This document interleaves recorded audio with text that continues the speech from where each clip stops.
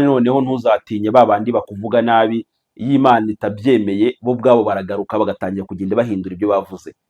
Regis arifuriza Miki na Agapromota urugo rwiza.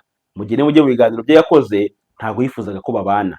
Yavuga ko Agapromota yateye inda hanze, Agapromota ari inda yari umusambanyi, ndetse abeshya Miki ngo batazigira babana. None kano kanya barabanye. Mbifurije urugo rwiza. Uko niko babaho abo ngabo batatwifuriza ibyiza, uko niko babaho. Bazashaka nuko bagomba kuba batandukanye, ariko abenshi bafite impungenge z'uwitwa Murungi Sabin, kuko buriya Murungi Sabin ntago bishobora kuza kuba byakunda ko umutungana umugore mwiza nk'uriya. Kandi nabonye n'ubundi Miki nawe afite ukuntu asekera bikomeye cyane bari abagabo, ndetse iyo bari guhobera umugore we Agapromota yirebera hasi, ntago abashaka kubareba mu maso, n'ababizi ko ari abagabo b'ibikoko, ku buryo nyine hataza kuza kubaho wenda kwitandukanya nabo, urugo rwanyu ruzagorana. Pastor Claude umva ikintu bitangazaho ku bintu byawe wenda ngo n'ubukwe bwa Miki no kutabutaha, ariko buriya nkeka ko bino bintu bigomba kuza kwita byarangiza n'ubundi umubano wawe na Agapromota, kuko nta kuntu uzamubwira ngo yaragutumiye atumira Emirene, nyuma yaho ngo wowe wanga kuza mu kubera ko ngo Emirene aburimo, nta agomba kuza kubahurira nawe. Wenda niyo unahagera mukabonana amaso ku maso, wenda mwari kuza kuba mwavuye muniyunze, ariko nyine ubwo rwango rwamaze kuba urw'inzigo. Umva Pastor Claude ibintu yaje kuza kuba yavuga mu kiganiro cye. Umugabo witwa Agapromota yagize gutya amemvitasiyo n'umugore we Miki. Mbifurije ubukwe bwiza, mbifurije urugo rwiza, ariko kandi ikibazo ni kimwe. Murindahabirene nk'uko mubizi yankubise strike 12 zihwanye n'abana ba Yakobo, zihwanye n'abana b'umuryango wa Isiraheli. Maze kumenya ko Murindahabirene amaze kwinjira, ndavuga ngo ntabwo ngiye muri ubu bukwe. Muri iki kiganiro turi kumwe na muganga avura amarozi y'ubwoko bwose ndetse n'indwara zananiranye. Uraza guhamagara ku iyo namba iri aho hejuru kugira ngo aguhereze ubusobanuro burambuye. Mu Bugande afite ivuriro ahitwa Kisoro, ndetse muri Kongo akora ahitwa Ruwaya. Uhegereye wamugana, utanahari nabwo akora ibyo bita delivery, umuti ukagusanga aho waba uherereye hose ku isi.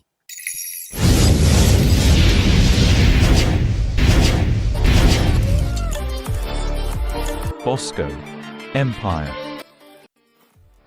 Yes, ngwaye ikaze kuri Bosco Empire, by'umwihariko abantu mukomeje kugenda mukanda subscribe, waba uri mu Rwanda cyangwa se uri hanze y'u Rwanda, nguhaye ikaze muri iki kiganiro. Ngira ngo abantu benshi bakomeje kugenda bagaruka ku bukwe bwa Agapromota ndetse n'umugore we Miki. Hari n'abatari kwemera ko ari ubukwe bitewe n'uko nyine bari abantu bakora planka ziri hejuru cyane, ndetse ntabwo twatinya kuvuga ko bamaze kuba abami ba planka mu Rwanda, Miki ndetse na Agapromota.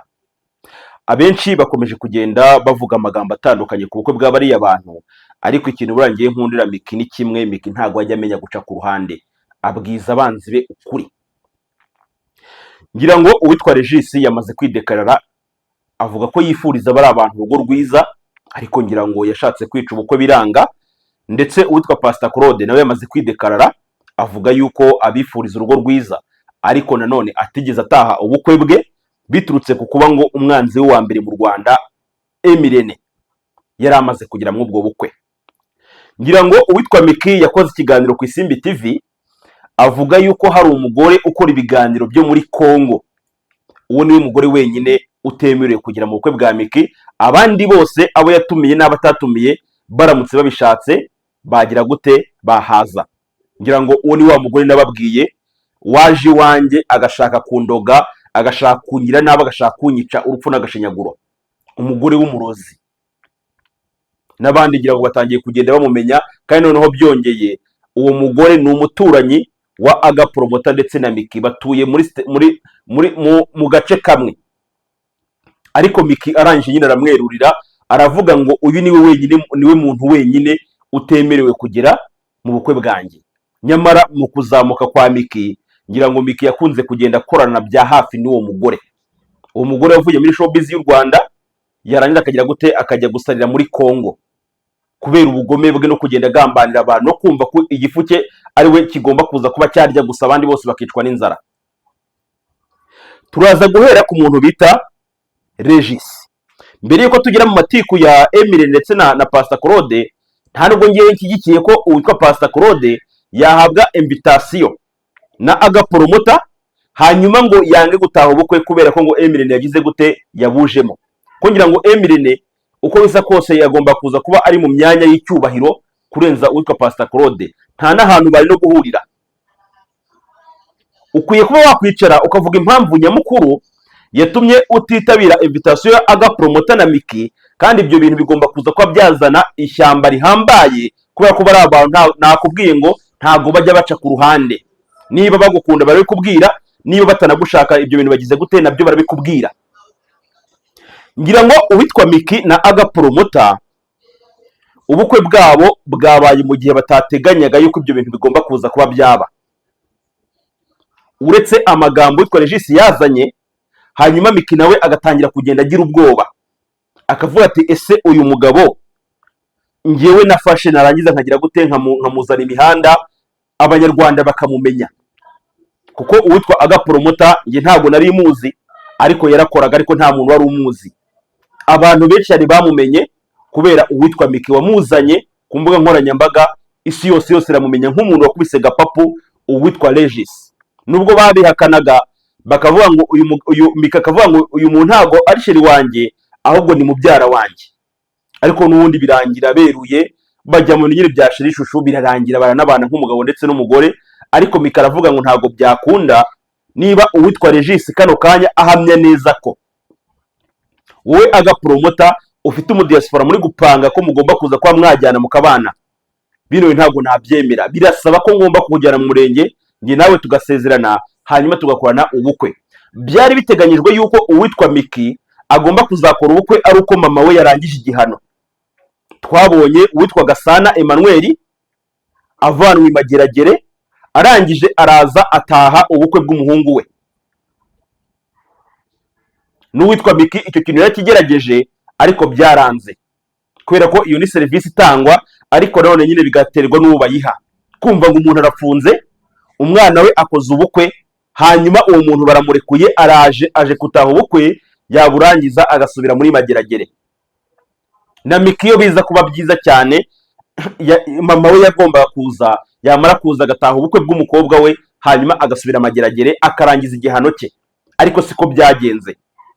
Bifuzaga yuko bagenda nyine bagakora akazi bagashaka amafaranga, ari nako igihano mama we yahawe kigenda kirangira, noneho yazamara gutaha Miki na agapromota bagakorana ubukwe. Ariko uwitwa Regis afata umugambi wo kwica umubano wa agapromota na Miki bitewe n'ibyo bita ngo nifuwe cyangwa se kutiyakira. Nabonye n'ikiganiro Regis yakoze, abantu benshi baravuga ngo iyo ni depression.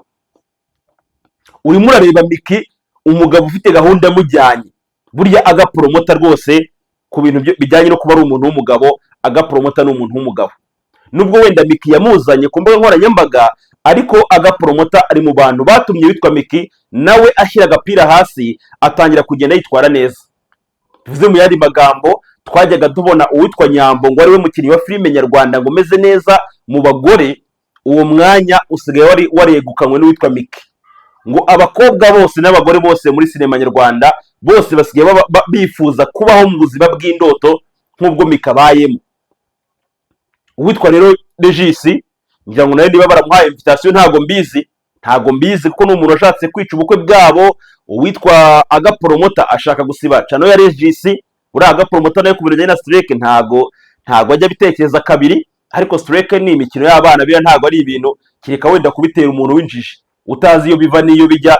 Amastrike barayadutera kugeza naho ubwo nabo babonye ko ibyo bintu bidakunda. Ngiye karo kanya nta kibazo ntari na Emirene baraduhuje, Kiramani yaraduhuje, yewe wumve ngo ngi nta na Strike Emirene yankuriyemo ntayo. Mu gihe Claude kano kanya uri kuvuga ko atataha ubukwe bwa Miki kubera ko Emirene ubwo bukwe yabujemo, Claude yakuriyemo Strike nyinshi cyane, Emirene azimukuriramo azimusibira. None kano kanya we araza akavuga ngo bambaye invitation, ndetse ku munsi w'ejo navuye mu rugo nje mu bukwe bwa Miki na Aga nk'abantu bantumiye, ariko nkimara kumenya neza ko muri Ndahabirene ubwo bukwe burimo, ntago ngira agomba kuza kuba nahagera. Nyamara ngira ngo witwa muri Ndahabirene ubukwe bwa Niyo Bosco yabugezemo, ubukwe bwa Niyo Bosco yabugezemo cyangwa ntabwo yabugezemo. n'abantu batangiye kugenda bagira impungenge. Nabonye akavideo k'ukuntu Murungi Sabe aje gutwara impano ye, arangije ukuntu yahobeye Miki, ni ibintu nyine byagiye bisa nkaho bitera abantu akangononwa bitewe n'izina uriya mugabo yubatse muri showbiz nyarwanda. Ni umugabo n'ubundi ukunze kugenda asenya ingo z'abagabo bagenzi be, akagenda akabasambanyiriza abagore, kugeza aho umugabo nyine ata umutwe akagenda akaburirwa irengero. Kandi witwa Agaporomota nawe nabonye bamuhoberera umugore, yarangiza akiraza i Nyanza akareba hasi, tukibaza ngo bino bintu bivuze kuba byagenda bite. Ariko ngira ngo ni ubukwe bwiza bwabayeho ndetse bwatunguye abantu, kuko ku muntu wabonaga Miki wenda kwa Regis bamukinisha role z'indaya, yirwa yambara ubuntu bugera mu kibuno, nyine ubona ko ari umukobwa utazigera agira ahazaza. Ariko Imana nigenera ahazaza h'umuntu, n'Imana nigenera ahazaza h'umuntu, kandi nyine babandi bavuze ibyo bashaka barabihindura, bigeraho bakabihindura. Ariko se nanone tukibaza ngo niba uwitwa Regis yarazanye wenda Miki akamuzana kuri iki kibuga cya YouTube kikamubera icy'umugisha, ndetse akahura wenda n'umugabo Agaporomota nabaye Emirene, nkeka ko baraye Emirene cyangwa se Murungi Sabe, biragoranye kugira ngo uze kuza kuba uturutse from nowhere bagushyire kuri platform zabo, ntago bikunda. Biraza gusaba ko hari akazina byibuze waba warubatse, hari abantu bakuzi, kubera ko bari abantu ntago bajya bubakira izina umuntu, ahubwo icyo bakora nyine ni ukuza nyine gufata abantu bubatse amazina yabo, barangiza bakagira gute bakayacuruza. Ariko kuba byonyine uwitwa Miki ari mu maboko ya Emirene, akaba ari mu maboko ya Murungi Sabe, nkeka yuko n'ubundi ubwo hiti yo igomba kuza kuba yakomeza ikaba hiti, ari naho nyine abenshi bagira bakavuga ati rwose ugomba kugira urugo rwiza. Kandi nawe ntabwo wabura kugira urugo rwiza, ko ni abantu batajya baca ku ruhande rwose. Ngiye nigeze nkora ikiganiro, mbakoraho ikiganiro kitari na kibi kabisa, kitari na kibi, ngiye kumva numva witwa Agaporomota arampamagaye. Buriya Agaporomota ni umuntu wanjye, ni inshuti yanjye, biri aho ngaho wenda turahura, ariko ni umuntu nyine twahuraga nyine mu bintu by'ibiganiro. Rimwe rero nikorera ikiganiro kibavugaho, yewe kitanabavuga nabi kabisa. Ngiye kumva numva umukapa arampamagaye, arambwira ngo ngiye mani ngo nukomeza kunkora ibiganiro, ngo ngiye ngo hari ibyo ngo nzakora, ngo kugira ngo nzakurege ngo uzandeka. Nayo magambo yambwiye, ndavuga ati ko se ibintu ushaka gukora n'ibiki papa, n'ibyo ushaka gukora wowe? Ni strike ushaka kuntera nk'iyo wateye Regis? Ni strike ushaka kuntera nk'iyo wateye Minyawe? Kano kanya muri abasitari bagomba kuza ko bavugwaho, sibyo ibintu bikarangira.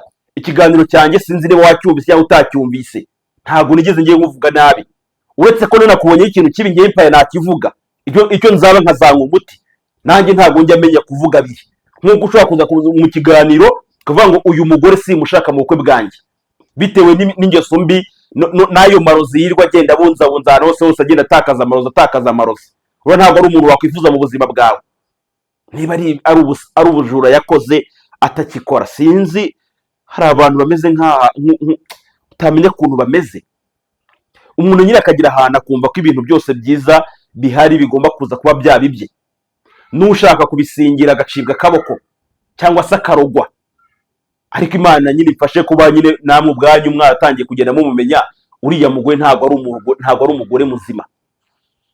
Niwe nibyo byararangiye, yagiye mu bintu yitandukanyije natwe, n'Imana inashimwe kuko yari atumereye nabi. Ariko kuri urwo ruhande wenda rwa Agaporomota ndetse na Miki, nubwo wenda ari byiza kubwiza abanza ukuri cyangwa se kubwiza umuntu ukuri, it's okay. Nanjye nikomeze sinjya ndya abiri, iyo mbona ibintu bitagenda kubwira ati kabisa nanjye nta mazi wamvomeraga, ucanga nanjye canga, ubwo nunyetaka nanjye nzakwataka, nta kintu bitwaye. Intambara tugere tuyigemo tuyikore mu buryo bweruye. Nubu udashaka ko nsinzira, nanjye ntabwo uzambona n'amahwemo, ntabwo bizakunda. Nzarara amajoro ndi guhiga ikintu cyose cyatuma nawe uhangayika. Ibyo ngibyo nyine bibagize gute, ibyo ngibyo biba birarangiye. Ariko turaza guhora ku muntu bita ngo ni Regis. Buriya Imana igira inzira nyinshi. Ubukwe bwa Agaporomota na Miki kuba bubaye mu buryo bwihuse, nkeka yuko byaturutse ku matiku cyangwa se kuri bifu z'uwitwa ngo ni Regis. Yari yicaye nyine apanga ukuntu agiye gutandukanya Miki ndetse n'uwitwa Agaporomota. Abwira Miki yuko akwiye kwitonda cyane, kubera ko Agaporomota yifitiye undi mugore muri za Norvege, ndetse yamaze no kumutera inda. yewe bari no kudekarara ibyangombwa witwa ngo agapromota agomba kuza kuba yakwigendera. Ikiganiro abantu bacyumvise bumvaga ko witwa Regis ari kubeshya, kuko ibintu yagendaga atondekanya wumvaga ari ibintu bigize gute, ari ibintu bitari guhura. Kumva ngo umuntu ngo murakundana cyangwa se ngo mwarabyaranye ngo igare ko bigomba kuguhesha visa, kireka wenda mwarasezeranye bigaragara neza ko ari umugabo ndetse n'umugore, niwe ushobora kuzera kuba wafite indege wangiza ukagira gute ukaza kwigendera.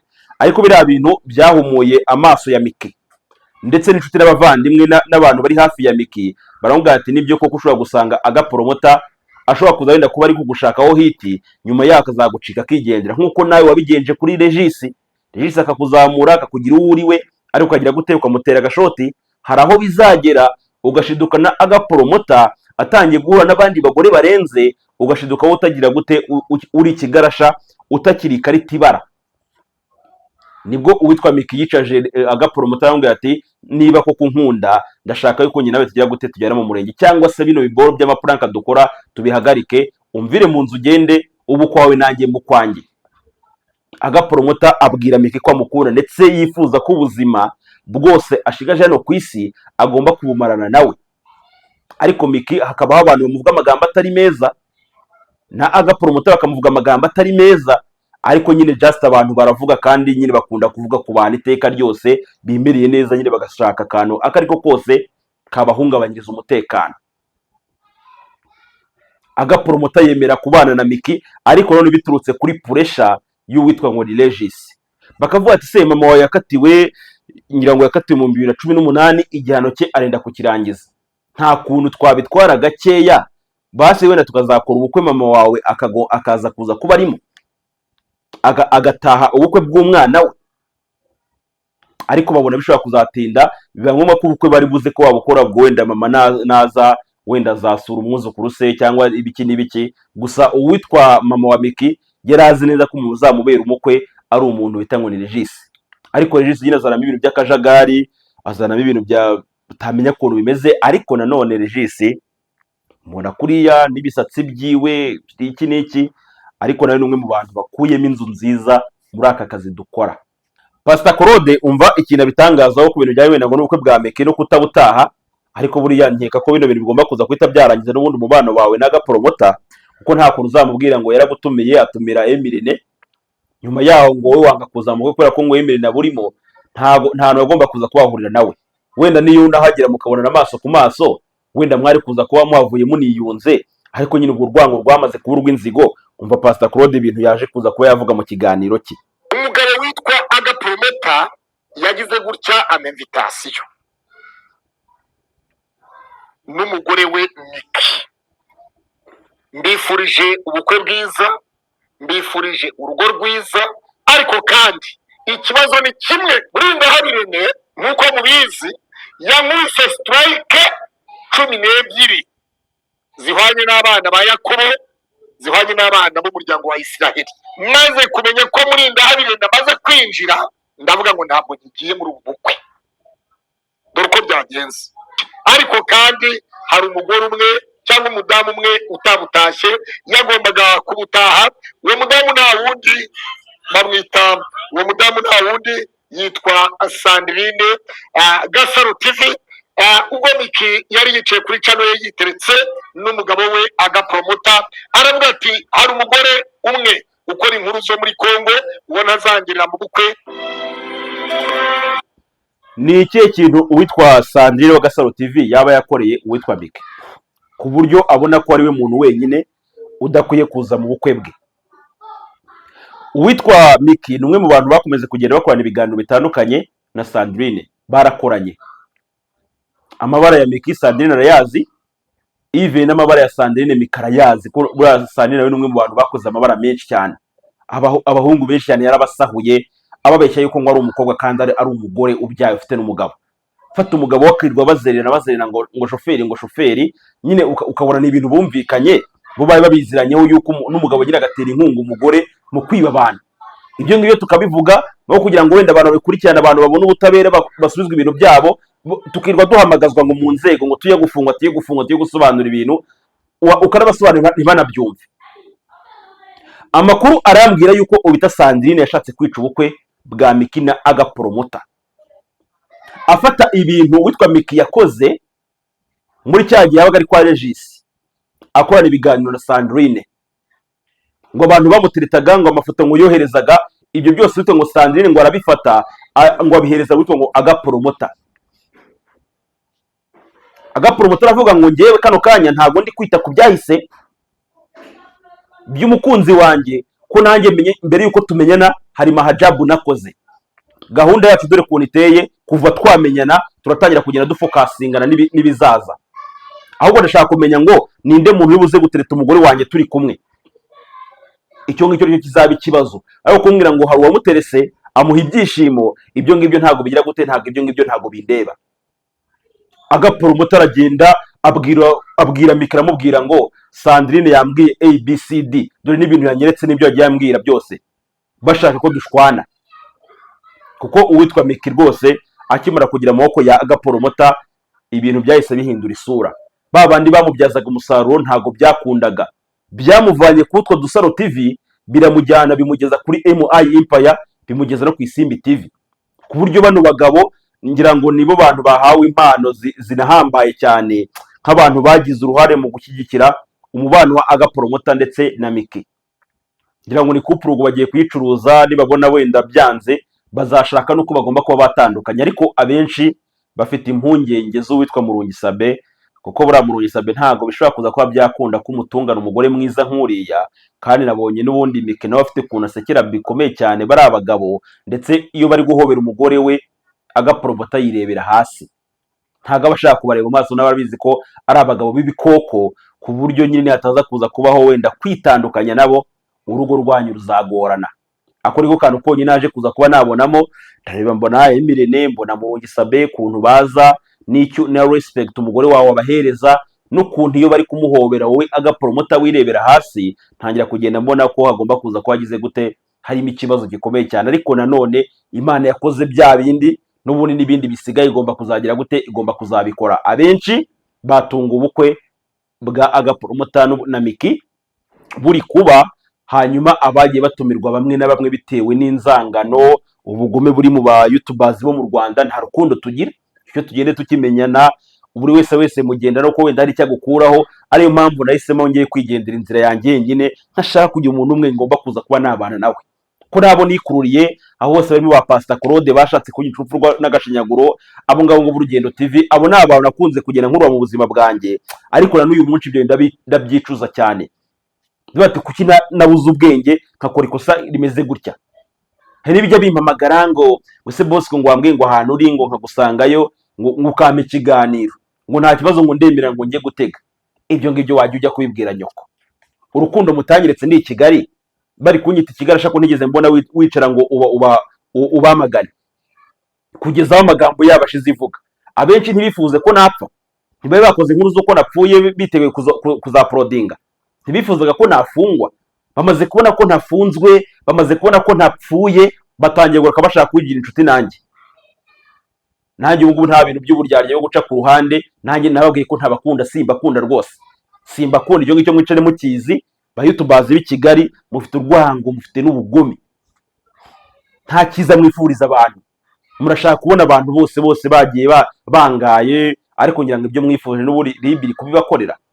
YouTube zo mu Rwanda zigomba kuzimwa, ari ribi zijimije. Ugerageza guhitinga wese utazahunga bazamufunga. Hanyuma abo ngabo nyine mubona ngo bambara ngo amakoti ahenze n'amasaha agura miliyoni 5 z'amanyarwanda, abo nibo bazasigara mu kibuga bagihedinze. Mujye mubona ibintu bakora, ureke ko ari uwo bahamagara. Ntago baza bakahostinga abantu bakavuga ngo bantu ngo baranuka bagatumira abantu bataka abandi. Mwari mwabona basi babahamagaje n'umunsi wa rumwe ngo bajye gusobanura ibyo bakoze. Ntibicaza abantu b'abagore bakaza kuvuga ku ngo zabo, hakundwa ngo abagabo babo ngo batabaronguraga, batagira gute ibyo biganiro biba byaprodinga. Wari wabona se hari rumwe bahamagaye ngo ngwino ngo usobanure iby'iki kiganiro, kubera ko ikibuga baragifite. Abo bahamagaza birwaho batamika.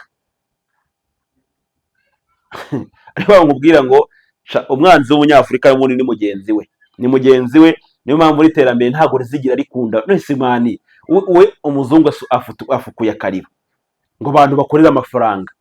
amafaranga urayafashe urayabaninze. Abantu bari ku mbuga nkoranyambaga ntabwo bafite icyo zibamariye. Ni abasitari badafite amafaranga kubera ko amafaranga igihugu cyarayafunze, ntabwo cyifuza ko abantu bagira amafaranga. Ubwo ni nyine ni ku ruhande rw'urubyiruko. Uvuye mu Rwanda akajya gutwara ikamyo muri Amerika yabona ibihumbi 5 by'idolari agahita ahinduka umusazi kubera ko ni ya nzara nyine yabaye karande. Abantu bakura nyine bumva amafaranga, wabona amafaranga ageze iruhande rwawe ukahita urwara mu mutwe kubera gukurira mu buzima bubi cyane bukabije. Ariko mu gihe nyine abantu bakora ibintu nta rukundo rurimo, buri wese agenda higa mugenzi we, nta kintu ushobora kuza kuba byatumarira. Buri wese yifuriza mugenzi we gupfa. Njye narabahunze, naratatse ndataka ndavuga ati umwuka umaze guhera, ntago gutaka ntago nyibishoboye ngewe.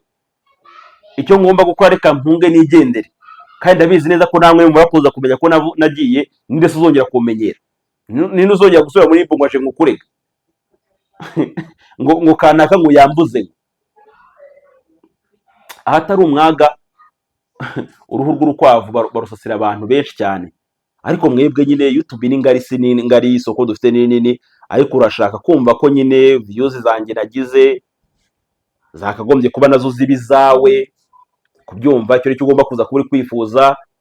Niba ndamutse neza ntarwaye birakubabaza, urashaka ko ngomba kuza gupfa cyangwa nkafungwa, igira ibyo muri kugenda mwifuza. Ariko nyine twe turashima Imana cyane ko ibyo abantu batwifuriza ntago ibyo ngibyo ntago ari byo bigomba kuza kuba byatubaho. Ibyo ngibyo si byo bitubaho, ibyo Imana ishaka nibyo biba. Niba nkubwiye ngo umuntu ashobora kuza wenda kuba yipanga akazi, buno bukwe ntago buzataha, sibyo? Wajya kubona ukabona bwa bukwe buratashye, ukaza ukitereka banga ubukwe sinabugiyemo. Ubundi se wari kubujyamo ugahinguka kweri? Bakwishe amapine ashaje, bakwita agasuga, bakwita akagabo, ubwo bukwe wari guhinguka yewe ubujyamo. Wamara kubona nyine plan yawe yaranze yo kwica ubukwe bw'abantu, ukahita ugaruka uvuga ati ngewe mbifurije urugo rwiza. Warwifuza utarwifuza n'ubundi ntago kurwifuriza urugo rwiza bituma bagira urugo rwiza, ahubwo nyine icyo Imana ishaka rero kigomba kuza kuba cyabo. Niba ubaye urugo rwiza Imana itabishaka n'ubundi bizanyurana.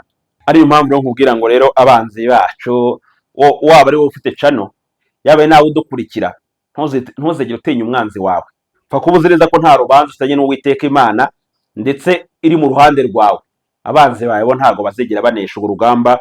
Umva witwa Regis nyuma yo gushaka kwica ubukwe bikanga, umva kuntu yavuze ngo ku munsi w'ubukwe bibaye ngombwa yuko mbivuga ku munsi w'ubukwe kugira ngo bive mu nzira kandi bigende uko byakagenze. Ntago uyu mwanya guceceka cyangwa kurenzaho ari byiza kurusha kubivuga bikava mu nzira. Buriya iyo ikintu kiri ngombwa yuko gikorwa kikava mu nzira cyangwa kikavugwa, tujye tuba nk'abantu bakuru cyangwa tuba nk'abantu b'imfura, tuvuga ibintu uko byagenze n'uko byakabaye, ubundi ibindi biza ukundi. Uyu munsi ku itariki 31 z'ukwezi kwa mbere ni ku itariki habayeho ubukwe bwa Miki n'umugabo we Aga. Iyo ngiyo impamvu ngiye kubitangaza kuri uyu munsi w'ubukwe nuko byari ngombwa yuko mbivuga, ubundi bikajyaho umucyo ndetse n'ibikomeza bigakomeza, n'ibiri ngombwa ko bihagarara bigahagarara. Ntabwo nigeze negura yuko nzicarana kuri izi tariki, nuko byabaye ngombwa yuko mu kanya nyine mbona ko biri ngombwa ko mbikora. Songera muri ikiganiro ngiye nacyumvise, ariko ntabwo rigize ngira ikintu na kimwe ntoramo. Nabo benshi nyine bagenda muri commentaire bati umuhungu yagize depression, wenda yibutse uburyo bwa Miki, abonye ko agapromota mutwaye ndetse akaramutwara neza. N'abantu benshi baravuga ati witwa agapromota rwose Miki wamufashe neza, mu gihe witwa Regis yaragiye kumwica urupfu n'agashinyaguro. Agapromota wazanye umwana wa Miki murabana, mu gihe Regis yaramwirukanye, yaravuga ati ntabwo tuzatwiga tuzenguruka mu maroji turi kumwe n'umwana. Abagabo rero bafite itandukaniro, niyo mpamvu ngira ngo witwa agapromota yakoze ibintu byiza. Ariyo mpamvu nyine Imana igomba kuza ko yamuhereza umugisha, itazigera mu by'ukuri imuha amenyo y'abasetsi. Kandi ngira ngo witwa Miki yaza kuza ko wenda ari nk'umukobwa wenda ushaka kwigurisha muri diaspora nk'uko wenda abandi bose babigenje, ntago umugabo mu diaspora ntago ari kumubura.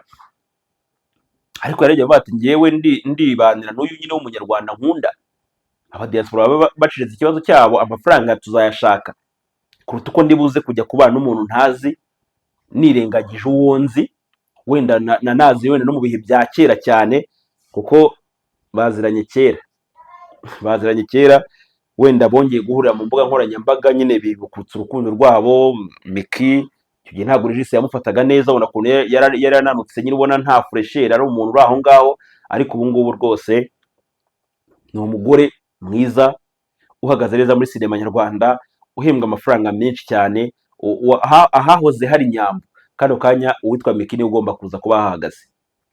So ngira ngo ku ruhande wenda rwa Regis, kuba wenda atagiye mu bukwe bwa Agapromota na Miki, ibyo ngibyo nibyo, ko ntabwo wajya banga urajya ngo kwirwa ngo ucelebratinga ku muntu w'umugabo ugutwariye umugore, ntabwo wajyayo. Ku muntu w'umugabo wagukubise strike kugira ngo bagusibire YouTube channel, ntabwo wajyayo. Ariko Pastor Claude we ntabwo ufite rezo n'imwe, niba baragwaye invitation Agapromota akagutumira ngo uzaze mu bukwe bwanjye cyangwa kwifatanya natwe, warangiza ukanga kujyayo kubera ko muri ndabire nahari, izo mpamvu ntabwo zumvikana. Ahubwo nawe nyine ufite icyatumye utajyayo, ariko ibyo byatumye utajyayo no muri se biraza kuza kuba byangiza umubano wanyu, biraza kubangiriza cyane. Ariko se Ikaze TV Rwanda ni ikihe kintu yarifashije se ubwamamare bwa Miki na Agapromota? Hari ikintu se wari uwamariye wumva ushobora kuza kuba wari uwamariye? Ariko ngewe icyo numva ntabwo impamvu yawe ntabwo yumvikana, ku bukwe bwawe ubuhuriyemo n'umwanzi wawe, wenda uritwararika cyane. Simamya ko wenda yemerene yakuroga, sinzi ko niba ibyo yabikora. Nta narumwe ngo kuza kuba mwana hurira kuba ari abantu bari abagabo bubashywe bahawe impano z'akatangaza mu bukwe. Sinzi niba wowe hano kuba yaguhereza kanuza, ariko Claude akunda kuba ahantu nyine agomba kuba ari mu bantu b'imbere cyane, wenda we bakamwambika ingofero cyangwa se bikagenda bite. Iyo ari ahantu ntazi kuza kuba ari mu b'imbere ntago bikunda. Ibyo byatumye basaza ba Pastor Mutesi bamusohora mu bukwe, kuko yagiye kwicara mu bapasiteri bakomeye, niho yagomba kuza kuba yicaye. Kumufata mu mwicaze mu bantu basanzwe Claude ntago bikunda, ko ni umuntu nyine urwanira ibyubahiro iteka ryose, naho bidakeneye ibyo bintu arabirwanira. Niyo bankubwira ngo reka tujye tugenda gakeya mw'ubu buzima, buri wese yubaha uburenganzira bwa mugenzi we, nta ribi. Urumva, niba ukoze ikintu cyiza ndagishima, niba ukora ikintu kibi nzakirwanya nivuye inyuma, ntitaye ko tunaziranye rwose. Niba unanyanga uzanyanga, ibyo nta kintu bitwaye. Ubwo ibyo tugomba kuza tuba turebaho ni ku bintu bijyanye n'imibanire myiza. Kandi noneho ntuzatinye babandi bakuvuga nabi, iyo Imana itabyemeye bo ubwabo baragaruka bagatangira kugenda bahindura ibyo bavuze. Regis arifuriza Miki na Agapromota urugo rwiza. Mu gihe mujye mu biganiro bye yakoze, ntabwo yifuzaga ko babana. Yavuga ko Agapromota yateye inda hanze, Agapromota ari inda, yari umusambanyi, ndetse abeshya Miki ngo batazigira babana. None kano kanya barabanye. Mbifurije urugo rwiza. Uko niko babaho abo ngabo batatwifuriza ibyiza, uko niko babaho. Reka ngushimire ko subscribe kuri Bosco Empire. Imana ikumire umugisha. Ikintu utarayikora ukaza kubona ko bikwiriye, uze ko wayikora nonaha, kugira ngo tuze kuba twakwibanira 5 kuri 5. Ibi ni jyaho naho ubutaha. Ciao ciao.